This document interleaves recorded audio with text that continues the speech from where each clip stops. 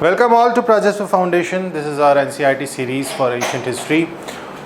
चौथा लेक्चर है और आज हम बात करने वाले हैं द महाजनपदास की। पिछले सेशन में हमने देखा किस तरीके से वैदिक एज जो है वो उसके अंदर दो मेजर पार्ट्स थे, दो मेजर फेजेस थे। एक था द अर्ली वैदिक और द ऋग वैदिक एज एक्सक्यूज मी, और एक था द लेटर वैदिक एज। अर्ली वैदिक से लेटर वैदिक में जाते समय काफ़ी कुछ ऐसे सामाजिक बदलाव हुए जो कि उस दौरान हम देखते हैं, ख़ास तौर पर जो वर्ण व्यवस्था थी और जो एक रूलिंग क्लास था उसका डोमिनेशन था। क्योंकि जैसे हमने देखा कि सबसे जो छोटी यूनिट थी कुल, कुल के बाद विश्व, विश्व के बाद जो है वो जना, ग्राम था, ग्राम के बाद विश्व था, विश्व के बाद जना था, और जना जो है वो आगे चल के ग्रोथ करता है और आगे चल के वो क्या बन जाता है, वो जनपद। और जब ये जो जनपद है ये और अमलगमेट होते हैं, they used to combine, they combine and became a larger kingdom, hence they were called as Mahajanapadas. इसको आप द बिगिनिंग ऑफ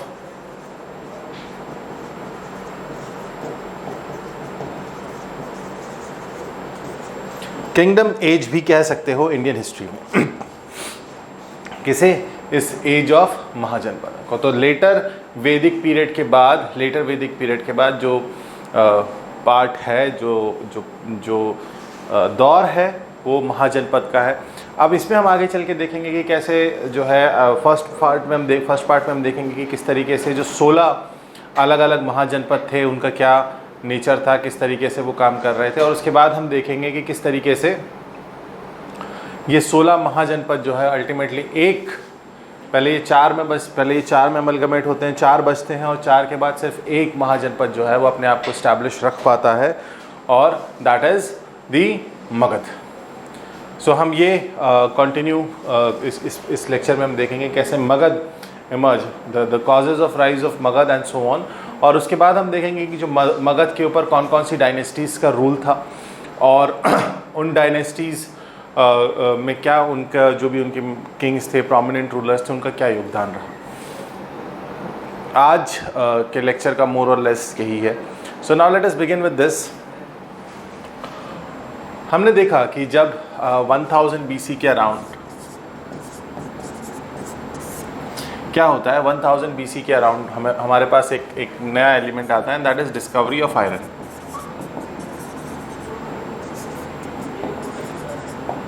और आप ये कह सकते हो that the iron age began in India in around 1000 BC। The iron age began in India and this led to a major change. Why?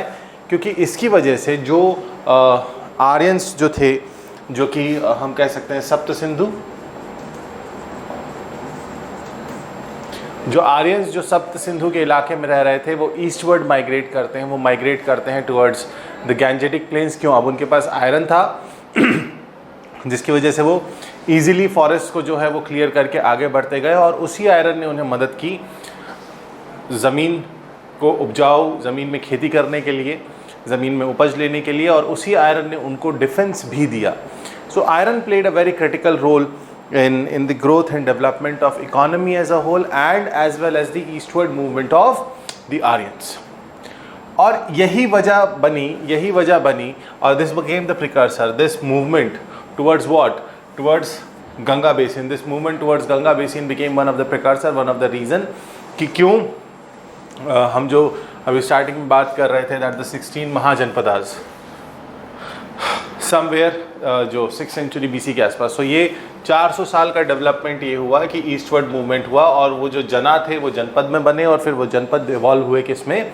महाजनपद में। और जब ये महाजनपद में इवॉल्व हो जाते हैं, and this can be termed as the second phase of urbanization. This can be termed as the second phase of urbanization. First phase of urbanization Indus valley civilization. अब आप सोचिए, इंडस वैली के decline को हम रफली मानते हैं 2600 से 1900 तक जो है उसका मैच्योर फेज था, उसका अर्बनाइज फेज था, और उसके बाद हम देखते हैं कि उसका डिक्लाइन आता है। तो रफली 1900 और 100 साल ले लीजिए, तो लगभग एक आफ्टर ऑलमोस्ट अ मिलेनियम और इवन मोर देन दैट, 1000 साल के स्पैन के बाद हिंदुस्तान में अब दोबारा से अर्बनाइजेशन का दौर शुरू होता है। और क्यों? अभी तक जो अर्बन सेंटर्स कहाँ शिफ्टेड थे, अब तक जो अर्बन सेंटर्स लोकेटेड थे वेस्टर्न यूपी और हरियाणा में, अब वो फर्दर ईस्टवर्ड लोकेट होते हैं और ईस्टवर्ड से शिफ्ट होते हैं to eastern UP and Bihar. मतलब अभी तक जो गंगा के यमुना के इस तरफ थे, अब वो गंगा के उस तरफ हो जाते हैं। और इसकी वजह क्या है? इसके 3 मेजर रीजंस हैं ये। अगर आप इंडो गैंजेटिक प्लेन्स को देखें तो इंडो गैंजेटिक प्लेन्स जो हैं ये एक नो डाउट इंडिया की नहीं, दुनिया की सबसे उपजाऊ मिट्टियों में से एक है। The plains of Ganga, the Gangetic plains जिसे हम कहते हैं, गंगा का मैदान। उसके अलावा ये जो रीजन है, ये इसकी रेनफॉल बहुत अच्छी है। मतलब ये कंपैरेटिवली, जैसे हमने इंडस वैली सिविलाइजेशन में देखा, हमने हड़प्पन सिविलाइजेशन में देखा कि वहाँ पर जो रेनफॉल थी या वो जो रीजन था वो सेमी एरिड रीजन में फॉल कर रहा था। वो रीजन किस में फॉल कर रहा था? वो रीजन फॉल कर रहा था सेमी एरिड रीजन में। लेकिन अगर आप यहाँ पे देखोगे तो यहाँ ऐसा नहीं है। यहाँ the places they are receiving ample amount of rainfall which is good for cultivation. Apart from that, अगर आप इस रीजन को देखोगे, बिहार झारखंड वाला रीजन देखोगे, छोटा नागपुर प्लेटू का रीजन देखोगे, ये रीजन ऑटोमेटिकली इनकी विसिनिटी में आ जाता है, इनकी रेंज में आ जाता है, और ये region is a good source of iron ore. That's why iron जो है वो इजीली अवेलेबल था, अबंडेंस में अवेलेबल था, जिसकी वजह से दोनों चीज़ें हुई। एग्रीकल्चर ने भी, उसने नेचुरल फैक्टर्स ने भी हेल्प किया कि एग्रीकल्चर फ्लरिश करे, और दूसरी चीज़, अब एग्रीकल्चर फ्लरिश करेगा तो इकोनॉमी फ्लरिश करेगी। और दूसरी चीज़, उसने उस आयरन ने जो वेपन्स थे, जो एक्सपेंशन के लिए ज़रूरी था, उसमें भी उसका कंट्रीब्यूशन था। So why? Because this happened, it was easy to deforest and the cultivation, it was easy to deforest and cultivate after the iron age started in India. So this we have discussed। और ये कहाँ पे हमें मिला? Town development हमें दिखता है कहाँ पे? मिडिल गंगा प्लेन्स में। टाउन डेवलपमेंट हमें दिखता है कि जो इंडस वैली सिविलाइजेशन के बाद जो अर्बनाइजेशन है, या जिसे हम सेकेंड फेज़ ऑफ अर्बनाइजेशन कह रहे हैं, यहाँ पर वो कब शुरू होता है? वो ऑलमोस्ट, पहली चीज़ तो वो 1000 साल या इट इज़ ऑलमोस्ट एक मिलेनियम के बाद जो है वो शुरू होता है। और दूसरी चीज़, वो कहाँ फोकस है, या उसमें जो डेवलपमेंट ऑफ टाउन्स है वो कहाँ फोकस है? उसका फोकस है मिडिल गंगा प्लेन्स के ऊपर। More than 60 prominent cities, this is also important. एक छोटे से टाइम स्पैन में, आप देखिए ना, करीब 1000-1200 साल का स्पैन है जहाँ पे कोई अर्बनाइजेशन नहीं है, कोई टाउन प्लानिंग नहीं है, कोई टाउन डेवलपमेंट नहीं है। लेकिन एक छोटे से span of 300 years, in a small span of 300 years, what happened? More than 60 prominent cities developed in this, and that is the reason. ये इतने कम समय में इतने ज़्यादा जो शहर इवॉल्व हुए, जो टाउन्स इवॉल्व हुए, जो सिटीज़ इवॉल्व हुई, this became the reason that we call this as the second phase of urbanization. Now these cities, अब ये क्या हो गया? यही शहर जो है आगे चल के सेंटर ऑफ आर्ट, क्राफ्ट और ट्रेड, क्योंकि एग्रीकल्चर सरप्लस था तो ट्रेड हो गया, आर्ट था, क्राफ्ट था, सारी चीज़ें जो है वो हो गई। एक और चीज़ दिखी, जब ट्रेड डेवलप होने लगा तो we saw the emergence of punch marked coins, और एक प्रॉपर कॉइनेज सिस्टम जो है वो डेवलप होता है इसी दौर में। एक प्रॉपर कॉइनेज सिस्टम डेवलप होता है इस दौर में, which led to the further, जब you can say coinage system है, मतलब economy is getting a shape.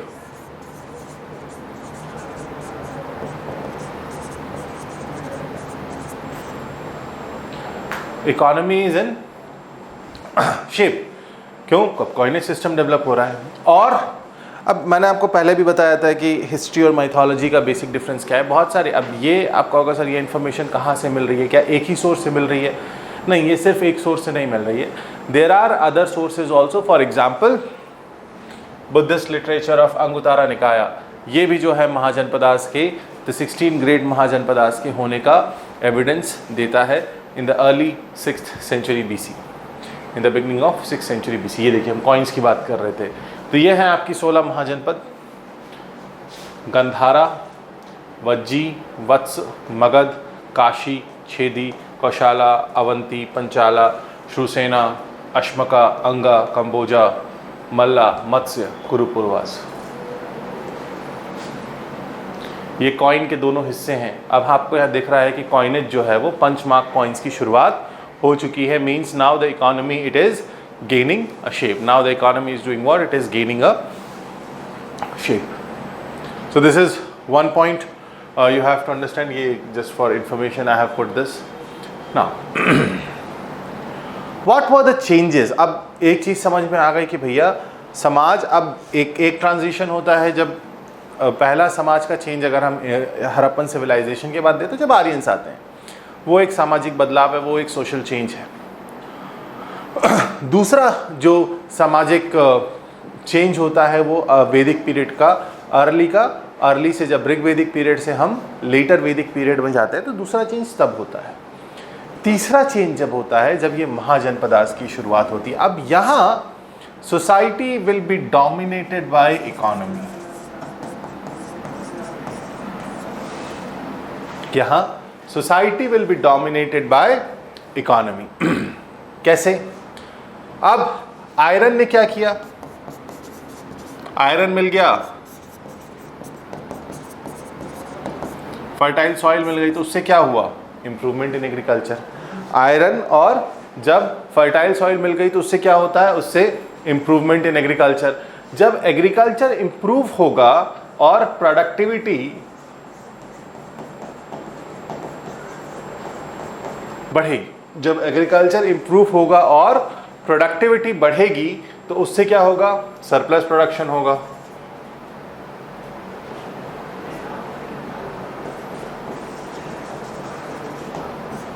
Surplus production जब होगा तभी क्या होगा? ट्रेड होगा। भाई अगर सबसिस्टेंस कल्टीवेशन होगा तो ट्रेड की कोई ज़रूरत ही नहीं है, वो तो जितना उगाएगा उतना खा लेगा। लेकिन अगर ट्रेड ग्रो कर रहा है और प्रोडक्टिविटी अच्छी है, स्पेशली क्यों? एग्रीकल्चर टेक्निक अच्छी हो गई। अब यहाँ पे हम कह सकते हैं हम एग्रीकल्चर टेक्निक के बारे में कुछ ज्ञान है। क्यों? क्योंकि यहाँ पे हमारे पास और भी दूसरे सोर्सेज हैं अबाउट दिस और हमें उनकी स्क्रिप्ट समझ में आ रही है। सबसे इंपॉर्टेंट चीज़ ये है जो कि हमें नहीं समझ में आ रही थी, कहाँ? हड़प्पन सिविलाइजेशन में। तो अब अगर प्रोडक्टिविटी बढ़ेगी तो क्या होगा? ट्रेड बढ़ेगा। ट्रेड बढ़ेगा तो इकोनॉमिक प्रॉस्पेरिटी आएगी। इकोनॉमिक प्रॉस्पेरिटी आएगी मतलब लोगों के पास पैसा क्या होगा? The amount of money, the quantity of money that is in the hand of people, that will increase. And when the quantity of money will increase, it will not lead to inflation here, rather it will lead to urbanization. अब ये लोग जो गांव में रह रहे थे, जो रूरल सेटलमेंट्स में रह रहे थे, जो सेमी अर्बन रीजन्स में या टाउन्स में रह रहे थे, अब क्या होगा? वो शहरों की तरफ या तो वो माइग्रेट करेंगे या वो उसी जगह को और फर्दर डेवलप करेंगे in the form of urban centres, and this led to urbanization. So these are the major changes. इसका इम्पैक्ट ये पड़ता है कि इकोनॉमिक प्रोग्रेस होती है। इकोनॉमिक प्रोग्रेस, अब ये सबका आउटकम क्या होगा? इन सब का आउटकम होगा कि इकोनॉमिक प्रोग्रेस जो है वो बेहतर होगी। जब इकोनॉमिक प्रोग्रेस बेहतर होगी तो चारों वर्णों में, कौन कौन से चार वर्ण? ब्राह्मण, क्षत्रिय, वैश्य, शूद्र। मर्चेंट क्लास कौन था? मर्चेंट क्लास कौन था? वैश्य। अब वैश्य जो है उसका rise, this is the age of the rise of the Vaishyas. Why? क्योंकि वही तो ट्रेड कर रहे थे। एग्रीकल्चर भी इसी कैटेगरी में आ रहे थे, फार्मर भी इसी कैटेगरी में आ रहे थे, ट्रेडर्स, मर्चेंट सब इसी कैटेगरी में आ रहे थे। और ये क्या दिखा रहा था? यहाँ पे मनी भी इनके हाथ में ज़्यादा थी, इनके ट्रेड अच्छा हो रहा था और this was rising, the urbanization was rising, and this led to not only just that, but this also led to the rise of the Vaishyas. तो ये हमने देखा कि किस तरीके से महाजनपद का सोशल चेंज हुआ। तो अब ये हमने पहले भी देखा कि जनास, जनास से जनपदास और जनपदास से mahajanapadas. And what was these? These become very large. These were very large territorial states. What was Mahajanpadas? What were Mahajanpadas? They were very large territorial states, and these large territorial states came to be known as Mahajanpadas. And अब ये कहाँ थे? आपको एक चीज़ ध्यान रखनी होगी कि यूँ नॉर्थ साउथ डिवाइड हम कर लेते हैं, लेकिन अगर यहाँ पे हमें नॉर्थ साउथ डिवाइड करना है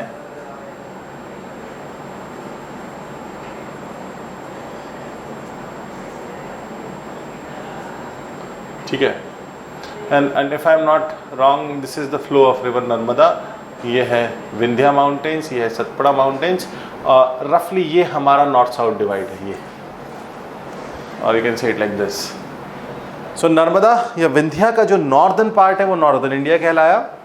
वैसे आप कहोगे sir south India is like the Dravidian states, पांचों जो हैं लेकिन वो सिर्फ वहाँ नहीं है, जियोग्राफिकली और हिस्टोरिकली हम नॉर्थ साउथ डिवाइड जो है, इंडिया का नॉर्थ साउथ डिवाइड हम मानते हैं। नर्मदा और जो विंध्या माउंटेन्स है, विंध्या नर्मदा सतपुड़ा, ये जो पार्ट है हम इसको इंडिया का नॉर्थ साउथ डिवाइड मान लेते हैं। एंड तो इसीलिए ये अभी साउथ की तरफ नहीं गए थे, ये आर्यवर्त में ही थे। तो हमने लास्ट सेशन में देखा था कैसे तीन डिफरेंट वो थे, कैसे तीन डिफरेंट जो है वो रीजन्स बना दिए गए थे, आर्यवर्त, मध्य देश और दक्षिण पथ। तो ये जो नॉर्थ ऑफ विंध्या था ये लार्जली आर्यवर्त का हिस्सा था। नर्मदा से गोदावरी का जो हिस्सा था वो आप कह सकते हो कि वो मध्य देश था, और गोदावरी से नीचे आप उसे दक्षिण पथ कह सकते हो। और ये जितने स्टेट, जितने हम ये महाजनपद 16 महाजनपदास की बात कर रहे हैं, they were all situated to the north of India's with Bihar in east and north west frontier. मतलब ये यहाँ से इस तरफ थे और नॉर्थ वेस्ट फ्रंटियर ये हुआ। तो ये लगभग इस ट्रायंगल में जो है ये सारे महाजनपदा जो थे वो थे। ज़्यादातर ये मोनार्कियल थे, मोनार्कियल मतलब राजशाही थी, लेकिन गणसंघाज जो थे वो कुछ महाजनपद ऐसे थे जो रिपब्लिक का काम, रिपब्लिक की तरह काम कर रहे थे, where the head, the chief, the raja, the king was elected by a council, large council of people. So वहाँ पे एक लार्ज काउंसिल बैठती थी, वो राजा का चयन करती थी, वो राजा का चुनाव करती थी। ये भी कुछ कुछ जो महाजनपद है उसमें ये भी हो रहा था। Now let us talk about the 16 mahajanapadas. अब ये बड़ा ब्रीफ जो है ये इंट्रोडक्शन है, हम इसको आगे चल के देखेंगे, बट यूपीएससी के हिसाब से इतना is somewhat enough, not exactly but yes. So सबसे पहले बात करते हैं अंगा की। अंगा जो है वो उसकी कैपिटल थी चंपा, और ये आज के समय का भागलपुर और मुंगेर वाला जो इलाका है बिहार में, ये वहाँ का है। बट बिम्बिसारा, बिम्बिसारा ये क्या था? इट वॉज इसका रेफरेंस कहाँ मिलता है? इसका रेफरेंस महाभारत और अथर्ववेद में मिलता है, लेकिन इसकी इंपॉर्टेंस या रिमार्केबल पॉइंट क्या है, दैट बिम्बिसारा के टाइम पे ये मगध एम्पायर का पार्ट बन गया। मैंने आपको स्टार्टिंग में बताया जो ट्रांजिशन होगा वो ऐसा होगा 16 to 4 to 1, और ये पूरा जो प्रोसेस है ना ये 50 साल में हो जाएगा, टू मैक्सिमम 75 ईयर्स। इस ड्यूरेशन में ये सारा जो हमने यहाँ पर ट्रांजिशन देखा ना 16 to 4 to 1, ये सारा ट्रांजिशन इतने दिन में हो जाएगा।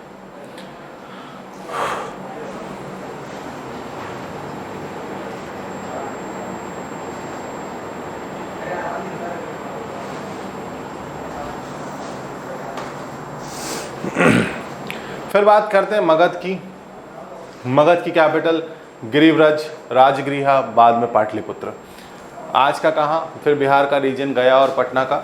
और ये इतना इम्पॉर्टेंट है क्योंकि ये बुद्धिज़्म का भी सेंटर था, ये जैनिज़्म का भी सेंटर था, ये आपको ध्यान रखना है। ये बुद्धिज़्म का भी सेंटर था और ये जैनिज़्म का भी सेंटर था। क्या? मगध। फिर बात करते हैं काशी की, Banaras, one of the oldest city. और वरुण और राशि, ये हो सकता है आपको प्रीलिम्स में पूछ लें ये वाला पार्ट कि this city got its name from 2 rivers, that is Varun and आसी।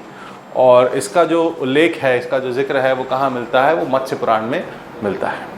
ठीक है, ये एक इम्पॉर्टेंट, आगे चल के मगध और काशी का जो अमलगमेशन है वो आगे देखेंगे। देन वत्सा, कौशाम्बी, इलाहाबाद, प्रयागराज लिख देता हूँ।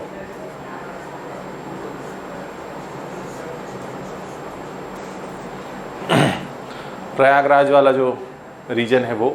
एंड इस वत्सा को वमसा भी कहा गया, कई कई जगह इसका मेंशन है। And this followed a monarchical form of government. This you have to remember that Vatsa followed a monarchical form of government. And this city, अब आप खुद सोचिए, क्योंकि इनलैंड नेविगेशन हो रहा था, नदियों के थ्रू ट्रेड भी हो रहा था। So this city was center of economic activities. This city was the center of economic activities, क्यों, जाहिर सी बात है भैया, वो नदियों के संगम पे था, ट्रेड हो रहा था, सारी चीज़ें चल रही थी, तो this is going on. So Buddhism जो है after the rise of Buddha, Udayan जो है अभी आगे चल के हम देखेंगे कि एक रूलर होगा हर्यंका डायनेस्टी में, और वो बुद्धिज़्म को एम्ब्रेस करेगा, और वो यहाँ का राजा जब वो यहाँ आएगा तो वत्स को वो स्टैब्लिश करेगा. वो जो मैंने 4 बताए थे ना, 16 to 4, उन 4 में से एक था मगध, एक था वत्स. देन कौशाला की कैपिटल श्रावस्ती ईस्टर्न उत्तर प्रदेश का हिस्सा था. स्वरसेना वॉज इन मथुरा. और यहाँ पे एक आपको चीज़ ध्यान रखनी होगी कि क्योंकि मथुरा था तो जाहिर सी बात है कि कृष्ण कल्ट जो है यहाँ पे बहुत ज़्यादा डोमिनेंट होगा. लेकिन यहाँ सिर्फ कृष्ण की नहीं, जब बुद्धिज़्म राइज हुआ तो यहाँ पे गौतम बुद्धा का भी जो है एक इम्पॉर्टेंट ये वर्शिप सेंटर, ये ऐसे जो लोग थे जो उनकी पूजा करते थे, वो यहाँ भी, मतलब वो मथुरा में बुद्धिज़्म भी था. देन पांचाला की कैपिटल 2 जगह थी, अहिच्छत्र और काम्प्लिया, वेस्टर्न उत्तर प्रदेश का रीजन है. एंड यहाँ पे ये वाला पॉइंट इंपॉर्टेंट है, दिस वन, कि later the nature of the governance shifted from monarchy to republic. तो पहले ही राजशाही थी, बाद में वही गण संघा वाला जो कंसेप्ट है वो यहाँ पे आ जाता है. ठीक है. देन कुरु की कैपिटल इंद्रप्रस्थ, मेरठ और साउथ ईस्टर्न हरियाणा का जो रीजन है, दिल्ली से थोड़ा सा लगा हुआ जो हिस्सा है, ये उसकी बात है. And again this also was a republic form of governance. यहाँ पर भी गण संघ वाला जो कंसेप्ट है वो चल रहा था, यहाँ पर भी रिपब्लिक फॉर्म ऑफ गवर्नमेंट थी. मत्स्य जो है कैपिटल उस समय विराटनगर थी, आजकल जो राजस्थान का हिस्सा है, जयपुर का हिस्सा है, वहाँ पे है. ये एक्चुअली जयपुर नहीं है, ये बुंदेलखंड है.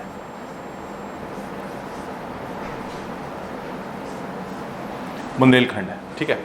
सो छेदी की कैपिटल थी सोथिवटी यानी कि आज के टाइम का बुंदेलखंड, ये उस रीजन में था. And then Avanti is important क्यों, माहिष्मती और उज्जैनी इसकी कैपिटल थी, ध्यान रखिएगा, इसकी कैपिटल थी माहिष्मती और उज्जैनी. MP आज के टाइम पे उज्जैन इज स्टिल. और अपार्ट फ्रॉम महाकाल का मंदिर, this was also important, this was also significant. Which one? Avanti in the rise of Buddhism. Then Gandhara school of art, आप हम आर्ट एंड कल्चर में पढ़ेंगे. गंधारा इज कैपिटल थी तक्षशिला मीन्स आज के टाइम का रावलपिंडी. हम नॉर्थ वेस्ट फ्रंटियर पे चले गए. और इम्पॉर्टेंट क्या था, दैट बिकॉज वो उस एंड पे था, वो उस बॉर्डर पे था. So this was what, this was an important centre of international commercial activities. This was an important centre for international commercial activities. दूसरी चीज़ ये कि the people were highly trained in the art of war. वो होना भी था भाई, जो भी टफ टेरेन में रहेगा, जो भी रॉकी टेरेन में रहेगा, माउंटेनियस टेरेन में रहेगा, वो क्या होगा, they will be highly trained in the art of war. They will be highly trained in the art of war. Then Kamboja की कैपिटल पुंछ, जम्मू वाला रीजन, राजौरी और हाजरा वाला. And this is situated in the present day Kashmir and the Hindu Kush that were there. And various जो literary sources है वो ये बताते हैं that Cambodia was a republic. Okay. फिर अश्मका और अस्साका, पैठन, प्रतिस्थान और Paithan which is on the bank of river Godavari. This is important. Then Vajji is in Vaishali, Bihar का जो रीजन है. और ये यहाँ पे इम्पॉर्टेंट चीज़ ये है कि ये जो लिच्छवीज़ हैं, ये वेदेहांस हैं, ज्ञानत्रिकाज हैं, वज्जीज़ हैं, ये सारे इसी तरफ रह रहे होंगे, ये सारे क्लैन. और ये they will come because you will see Bihar का रीजन है, वैशाली वाला रीजन है. तो ये क्या होगा, ये they will come in a direct confrontation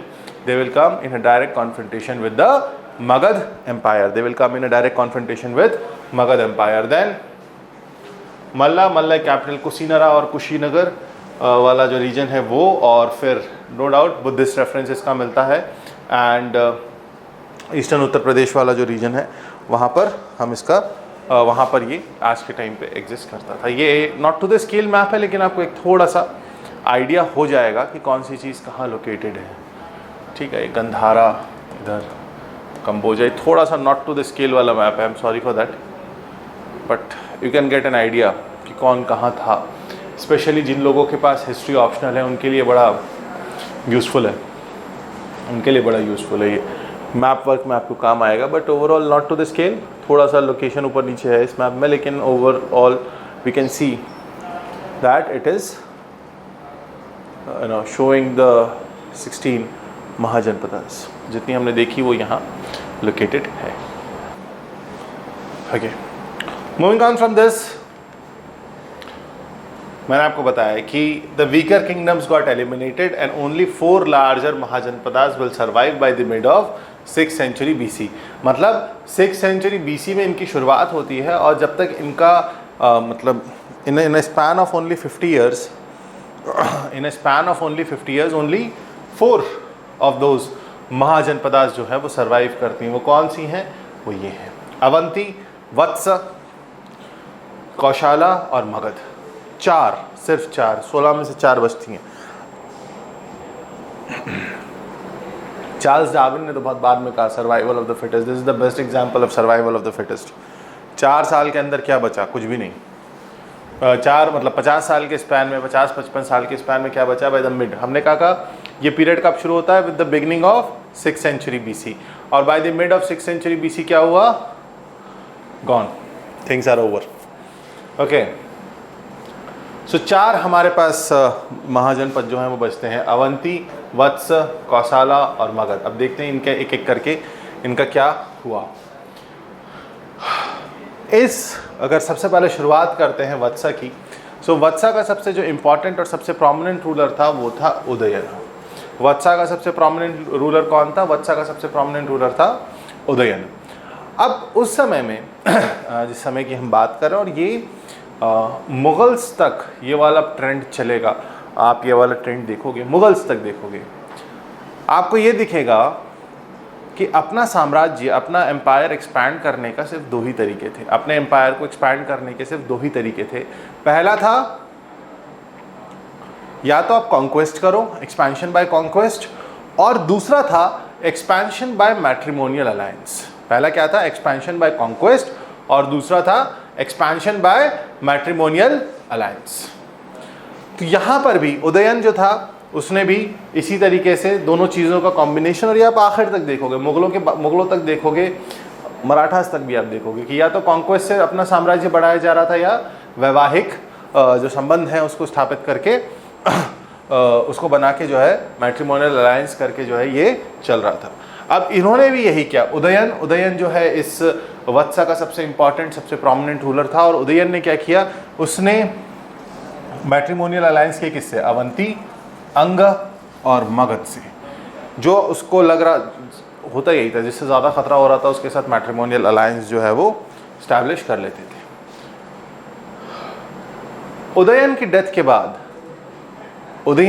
के बाद क्योंकि वो प्रोमिनेंट रूलर था और अवंती के साथ जो है उसकी मैट्रिमोनियल अलायंस थे, इसका फ़ायदा उठाते हुए क्या हुआ? अवंती ने वत्सा को एनेक्स कर लिया, अवंती ने वत्सा को कॉन्क्वेस्ट कर लिया। सो वत्सा जो था उसको कौन खा गया? Vatsa went to Avanti. Vatsa later on, क्योंकि मैंने कहा ना 1641, तो अब ये चारों के बीच में कैसे मगध बचता है हम उसकी बात करेंगे। सो वत्सा को कौन खा गया? ऐसे याद रखिएगा, वत्सा को खा गया अवंती। अवंती की कैपिटल उज्जैन, इसका सबसे इंपॉर्टेंट रूलर जो था वो प्रद्योतथा था। और अब आप बोलोगे सर यहाँ मैट्रिमोनियल अलायंस तो अंगा के साथ भी था, मगध के साथ भी था, लेकिन अवंती के पास ही क्यों वत्सा गया? वो इस वजह से गया क्योंकि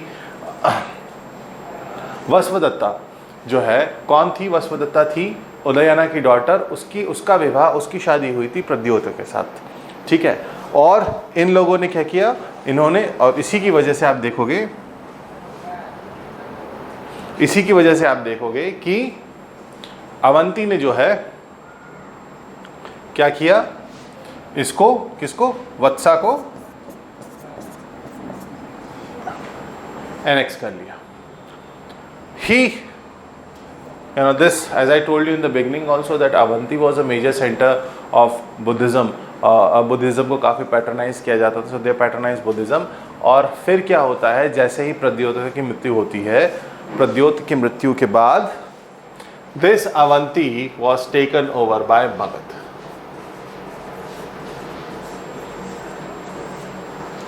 This Avanti was taken over by Magad. I think this up to this point it's clear. फिर से 16 थे, 16 में से 4 बचते हैं। 4 कौन कौन से? वत्सा, अवंती, मगध और कौशाला भी हमने पढ़ा नहीं है। तो वत्सा को क्या हुआ? अवंती खा गया। अवंती को क्या हो गया? मगध खा गया। ठीक है, कौशाला की बात करते हैं। कौशाला जो है अयोध्या उसकी कैपिटल थी, और उसका सबसे प्रोमिनेंट रूलर था किसका? कौशाला का सबसे प्रोमिनेंट रूलर था प्रसन्नजीत। कौशाला का सबसे प्रोमिनेंट रूलर कौन था? प्रसन्नजीत। उसकी जो शादी हुई थी, फिर मैंने कहा या तो एक्सपेंशन बाय कॉन्क्वेस्ट है या एक्सपेंशन बाय मैट्रिमोनियल अलायंस है। इसकी जो शादी हुई थी, ये यहाँ पे जो है, इसकी जो बहन थी, किसकी? प्रसन्नजीत की। उसका विवाह हुआ था बिंबिसार से। बिंबिसारा जो है वो मगध का रूलर था। मगध में उसने अपने आप को इस्टेब्लिश किया था, और एज अ सिंबल, जैसे हम मॉडर्न हिस्ट्री में पढ़ते हैं ना, that Portuguese princess was married to British English king, English prince, and the city of Bombay was given as a dowry. Same kind of thing happened here. I mean, this kind of thing happened there. But sister was married to whom? Bimbisara. अब ये बिंबिसारा कौन था? ये हर्यंका dynasty का founder था, और ये मगध में था। ठीक है, तो प्रसन्नजीत की सिस्टर की शादी किससे होती है? बिंबिसारा से। And Kashi, Banaras was given as a dowry, and after his death कौशाला became the part of Magadh. तो कौशाला को भी कौन खा गया? कौशाला को भी खा गया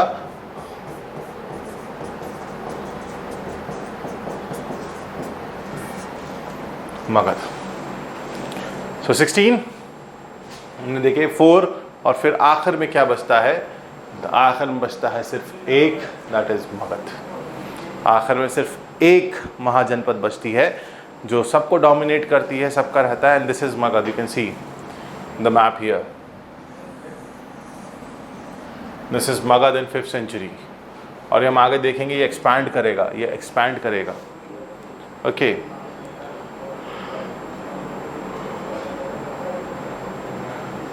सो क्या अब ये तो ठीक है सर, आपने बताया, आप कहोगे सर आपने बताया कि मगध जो है वो राइज कर रहा था। क्या वजह थी कि मगध राइज कर रहा था? ये भी एक सवाल है कि ऐसा क्या मगध के पास था कि वो राइज कर रहा था? ऐसा क्या मगध के पास था कि वो अपने आप को इतने ऊपर ले गया कि वो, मतलब the lone mahajanapada which survive, the lone mahajanapada which survive, and that was Magadh. Okay, so सबसे पहली चीज़ है कि द रीजंस की अगर हम बात करें तो सबसे पहला रीज़न क्या है? The strategic position of Magadh between the upper and the lower part of Ganga valley, between the upper and the lower part of Ganga valley. ठीक है, पहली चीज़, पहला इंपॉर्टेंट पॉइंट क्या ध्यान रखना है कि that this is the strategic position. क्यों? आप ये देखो, ये सब चीज़ एक्सेस मिल रहा है, इधर का भी एक्सेस है, इधर से ये आयरन ओर भी मिल रहा है, एलिफेंट भी अभी हम आगे देखेंगे इस तरफ से मिल जाता था। सो उनके पास नेचुरल रिसोर्सेज का बहुत बढ़िया ख़जाना था। उनकी जो दोनों कैपिटल थी, राजगीर और पाटलिपुत्र, इसमें पाटलिपुत्र है, राजगीर नहीं है, ये Pataliputra. Okay, they both were very strategic. Rajgir तो इतनी स्ट्रैटेजिक थी कि वो नेचुरल फोर्ट बना हुआ था। राजगीर 3 तरफ से पहाड़ी से घिरा हुआ था, सिर्फ उसका एक जो फ्रंट है वो ओपन था, जिसकी वजह से उसे स्ट्रैटेजिक एडवांटेज मिलता था। जिसकी वजह से उसे क्या मिल रहा था? जिसकी वजह से उसे स्ट्रैटेजिक एडवांटेज मिल रहा था। दूसरी चीज़, नेचुरल फोर्टिफिकेशन मिला। उसके अलावा हुआ क्या? फर्टाइल लैंड था। अब ये हमने पहले भी देखा कि ये जो इंडो गैंजेटिक प्लेन्स हैं, ये these are one of the most fertile lands, and इनका जो अब इतनी बड़ी अगर एक साम्राज्य को चलाना है, देखिए एम्पायर जो है वो स्ट्रेंथ के बिना नहीं सर्वाइव कर सकता। आप खूबसूरती को बचाने के लिए, उस प्रॉस्पेरिटी या खूबसूरती से मतलब प्रॉस्पेरिटी है, प्रॉस्पेरिटी को बचाने के लिए आपको पावर की ज़रूरत है, प्रॉस्पेरिटी को बचाने के लिए आपको स्ट्रेंथ की ज़रूरत है, आपको अच्छे डिफेंस की ज़रूरत है। इसीलिए आज के टाइम पे प्रॉस्पेरिटी क्या है? इकोनॉमी को बचाने के लिए क्या चाहिए? डिफेंस। उसी से वो खर्चा करते हैं। हर कंट्री जो है जितनी बड़ी इकोनॉमी होती है उसका डिफेंस पे एक्सपेंडिचर उतना अच्छा होता है, उतना ज़्यादा होता है। इंडिया का है, चाइना का है, इंडिया का बहुत ज़्यादा है, चाइना का बहुत ज़्यादा है, रशिया है, अमेरिका है। तो ये सारी कंट्रीज़ क्या कर रही हैं? ये सारी कंट्रीज़ कर रही हैं इकोनॉमी के ऊपर, डिफेंस के ऊपर खर्चा, सो दैट उनकी जो प्रॉस्पेरिटी है आज के टाइम पे, मॉडर्न टाइम पे प्रॉस्पेरिटी क्या है? मॉडर्न टाइम पे प्रॉस्पेरिटी है इकोनॉमी, जीडीपी कितनी बड़ी होगी उसको बचाया जा सकते, उस सॉवरेनिटी को बचाया जा सके, तो इट इज़ देयर। अब यहाँ पर भी इनको अगर इतना बड़ा साम्राज्य बचाना था और इतने बड़े साम्राज्य को चलाना था, तो जितना बड़ा साम्राज्य उतनी बड़ी फौज, जितना बड़ा साम्राज्य होगा, जितना बड़ा एम्पायर होगा, उतनी बड़ी आपको फौज होगी। अब इस फौज को मेंटेन करने के लिए खर्चा कहाँ से आएगा? सबसे इंपॉर्टेंट चीज़ जो चाहिए मेंटेन करने के लिए किसी भी फौज को, किसी भी आर्मी को, वो है खाना। वो सैलरी वगैरह की तो बात बाद में होगी, पहले उनको खाने को चाहिए होता है। तो अगर आप के पास फर्टाइल लैंड है जिसमें आप सरप्लस प्रोडक्शन कर रहे थे, क्या हो रहा था? उनके पास एग्रीकल्चर सरप्लस था, क्योंकि उनके पास फर्टाइल लैंड था, जिसकी वजह से they were able to manage a large army, because of which they were able to manage a large army. And southern forest इधर जंगल है, झारखंड और इस रीजन में जंगल है। तो southern forest of the Magadh give them timber, elephants, copper deposits, iron deposits. ये चार चीज़ें उन्हें मिली। क्या क्या मिला उन्हें? टिम्बर मिला, एलिफेंट्स, कॉपर डिपॉजिट और आयरन डिपॉजिट। ये चार चीज़ें जो उन्हें मिली, इससे एक तो नेचुरल फोर्टिफिकेशन मिल गया। पहले के टाइम पे यही था भैया, जो राजधानी पे कब्जा कर लिया, आज भी यही है। अभी वो देखिए पुतिन जो है लगे हुए हैं कीव पे कब्जा हो जाए, कीव पे कब्जा नहीं हो पा रहा है। आज the day I am recording this is the 31st और 32nd day of the war. उनको स्टार्टिंग में पुतिन को यही लगा था कि हम 3-4 दिन में जो है कीव पे कब्जा कर आके अपने हिसाब की गवर्नमेंट इस्टेब्लिश करके आ जाएंगे, लेकिन अब वो कीव पे कब्जा हो नहीं पा रहा है। तो यहाँ पे भी उस समय भी यही नियम था कि अगर आपको किसी राज्य को, किसी साम्राज्य को अगर अपने अधीन लेना है तो आपको क्या करना पड़ेगा? आपको उसकी राजधानी पे, आपको उसकी कैपिटल पे मतलब उसको कब्जा करना पड़ेगा, आपको उसको एक्वायर करना पड़ेगा। So what happened? Natural fortification मिला हुआ था, कहाँ से कर लेते? तीन तरफ से जो है वो नेचुरल फोर्टिफिकेशन था, पहाड़ थे, एक तरफ एंट्री थी, सारी एनर्जी उधर लगा दी। उसके अलावा जो उनके पास नेचुरल रिसोर्सेज का भंडार था वो इतना बड़ा था, वो इतना बड़ा था कि they were able to have what? लकड़ी मिल रही थी तो इससे चैरियट्स बन रहे थे, इससे जो है दूसरे जो आप सारी चीज़ें कह सकते हो ना, लकड़ी मिल गई तो घर भी बन रहा था, सपोर्टिंग के लिए चीज़ें भी मिल रही थी, चैरियट्स बन रहे थे, वॉरफेयर हो रहा था, सारी चीज़ें थी। हाथी, अभी भी आप देख सकते हो कि जो छोटा नागपुर का प्लेटू है, जो सदर्न बिहार का रीजन है, वहाँ पे हाथियों का आतंक आज भी होता है। आज भी वहाँ जो है, जो लोग हमारे फ्रेंड्स झारखंड या इधर कहीं से देख रहे होंगे, वो ज़्यादा अच्छे से आपको बता पाएंगे कि हाथियों का कितना आतंक है उस रीजन में। फिर कॉपर मिल रहा था, आयरन मिल रहा था, मतलब खाना भी मिल गया, हाथी भी मिल गए, हथियार भी मिल गया, घर भी मिल गया, बचा क्या?